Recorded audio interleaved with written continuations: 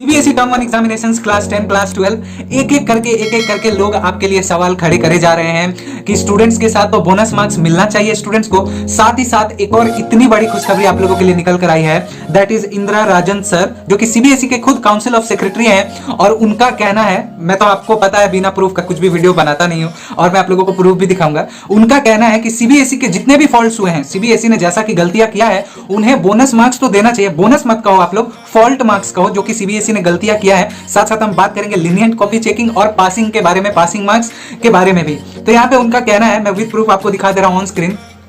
Sir Indira राजन sir ने कहा है स्कूलों से कि आप लोग जो स्टूडेंट्स को कुछ मार्क्स दो, ताकि वो लोग जो है, जो डिसअपॉइंटमेंट हुआ है, जो मोरल उनका डाउन हुआ है सीबीएसई के गलतियों के वजह से, क्योंकि सीबीएसई देखो एक तो चारों तरफ चीटिंग हो रहा है, ठीक है, पेपर लीक हो जा रहा है, कई सारे स्टूडेंट्स एग्जाम छोड़ के भाग गए साइंस पेपर के दिन, ऑन स्क्रीन देख लो, पेपर प्रिंटिंग मिस्टेक हो रहा है। तो क्या ये आप लोगों का गलती है? आप लोग क्यों गिल्टी फील कर रहे हो पहले बताओ। कई सारे स्टूडेंट्स ऐसा कर रहे हैं, कमेंट कर रहे हैं, भैया मेरे सिर्फ 10 नंबर आ रहे हैं, मैं तो गया, भैया मेरे एग्जाम अच्छे नहीं गए हैं, भैया ये भैया वो भैया, मतलब आप लोग तंग हो गए हो खुद। आप लोगों को ऐसा लगता है कि आप लोगों की गलती है जिसके वजह से आपका एग्जाम खराब चला गया। पर आप लोग ट्रस्ट करो कि आपको पता है कि एनके प्रेमाचंद्र सर ने क्या कहा, वो वीडियो रिसेंटली जो आपको लेजिस्लेचर में कंप्लेन हुआ है कि एक तो out of syllabus tough question, ठीक है ना, और तो और lengthy question paper, both in math science, जितने भी सब्जेक्ट्स हुए हैं, तो सीबीएसई हैव टू पे फॉर दिस, डायरेक्ट शब्द में उन्होंने कहा। तो आप किस बात के लिए टेंशन ले रहे हो जब आपका कोई गलती ही नहीं है? मैं आप लोगों का वो गिल्ट निकालना चाहता हूं, मैं नहीं चाहता कोई स्टूडेंट गिल्टी फील करे।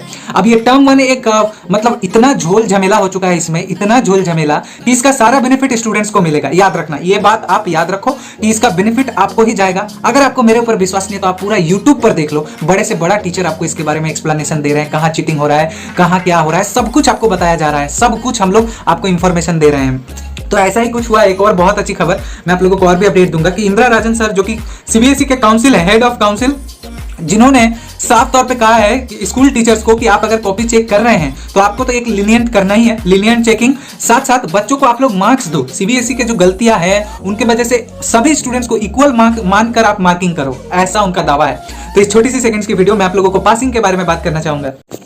क्या आपको इंग्लिश बोलने में लगता है डर? तो इस डर को आप कंप्लीटली दूर कर सकते हैं डाउटनट के इंग्लिश स्पीकिंग कोर्स से, जहां पर इंग्लिश के टॉप एक्सपर्ट्स आपको हिंदी भाषा के मदद से इंग्लिश बोलना सिखाएंगे, वो भी बेसिक से।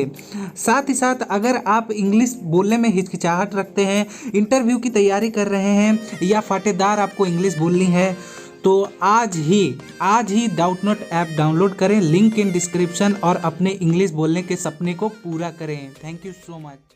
एक और चीज आप लोगों ने ध्यान दिया होगा, जब आपका ऑनलाइन पढ़ाई चल रहा था, बेसिकली आप लोगों ने उस समय कुछ भी गेन नहीं किया, आपको ठीक से पढ़ाई हुआ भी नहीं, आप ठीक से सिलेबस नहीं समझे, आप ठीक से चैप्टर्स को नहीं समझ पाए, क्योंकि मैंने इसके बारे में आपको बताया था कि ऑनलाइन जब पढ़ाई हो रहा था, टीचर्स को खुद के सैलरी से मतलब था और आपसे मतलब था आपका अटेंडेंस से। आप जब अटेंडेंस नहीं दे रहे होंगे तो टीचर्स आपको डांट रहे होंगे, लेकिन पढ़ाई के दौरान ऑनलाइन क्लासेस के समय क्या आपको कभी टीचर ज्यादातर टोक रहे थे कि आप समझे या नहीं समझे? या आप दिल से बताना, क्या आपने टीचर से पूछा? क्योंकि सिचुएशन ही ऐसा था, ऑनलाइन स्टडी में आपने कुछ गेन नहीं किया। दूसरा, मैंने आप लोगों को बताया कि 40 मार्क्स का पेपर है, तो इसका पासिंग मार्क्स क्या हुआ? 12.5। आप किसी भी टीचर से पूछ सकते हैं कि ये रूल है कि आपको 12.5 मार्क्स जो कि है गेन करना ही होगा इस एग्जाम में। मतलब आपको पता है कि टर्म 1 में पास फेल नहीं है, तो मैं ये बात क्यों बता रहा हूँ? तो अरे सोल्जर्स क्लास 10 12, आप लोग एक बात क्यों नहीं समझ रहे हो कि 12.5 मार्क्स आप लाओगे तो वो इफेक्ट आपके रिजल्ट परसेंटेज पे करेगा ना। पास फेल नहीं है, टर्म 1 में कहीं नहीं लिखा रहेगा आपके रिजल्ट पे कि आप पास हैं फेल हैं। आपका रिजल्ट का फॉर्मेट क्या होगा? साइंस, मैथ्स, जियोग्राफी या कोई भी आपका सब्जेक्ट, 5-6 सब्जेक्ट ऐसे लाइन बाय लाइन में लिखा रहेगा और वहां स्कोरिंग लिखा रहेगा, और कुछ नहीं, और कुछ नहीं, बस ऊपर आपका नाम, रोल नंबर वगैरह लिखा रहेगा, और क्या पास हुए क्या फेल हुए कुछ नहीं। यहाँ पे फिर से कैलकुलेशन होगा, इस रिजल्ट का कैलकुलेशन करके यहाँ से, अभी तक ये अनऑफिशियल है कि 50% वेटेज यहाँ से जाएगा, सिर्फ वेटेज, मतलब आपका वो रिजल्ट को बूस्ट करने के लिए। यहाँ कोई रोल नहीं है आपका पास फेल का, याद रखना।